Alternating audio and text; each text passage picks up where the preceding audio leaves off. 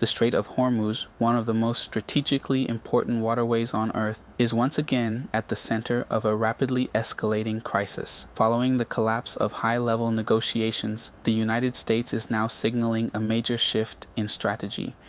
In a series of statements, President Donald Trump warned that a naval blockade of Iran is on the table, a move that could dramatically alter the balance of power in the region.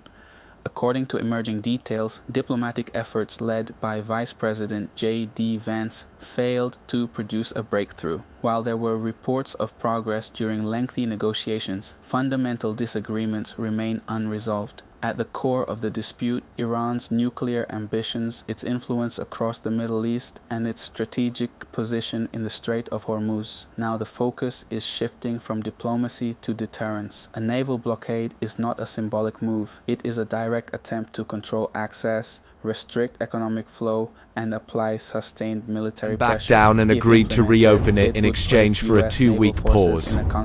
Clear, decisive pressure changes the equation. One of the most sensitive maritime choke points in the world. At the same time, U.S. forces are reportedly continuing mine-clearing operations in the strait, a clear signal that Washington is preparing for potential disruption to global shipping routes. This is critical because nearly a fifth of the world's oil supply passes through this narrow corridor.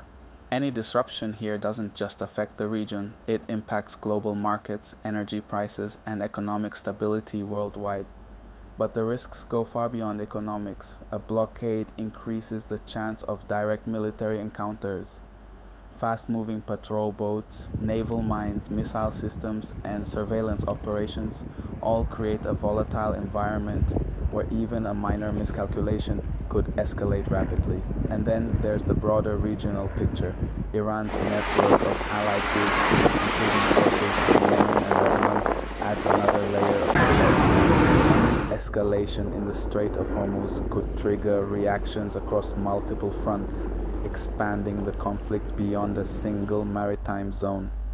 Despite the aggressive tone, not all signals are aligned. Some officials suggest that negotiations reveal deeper disagreements than publicly acknowledged, raising questions about whether diplomatic channels are truly exhausted or simply stalled.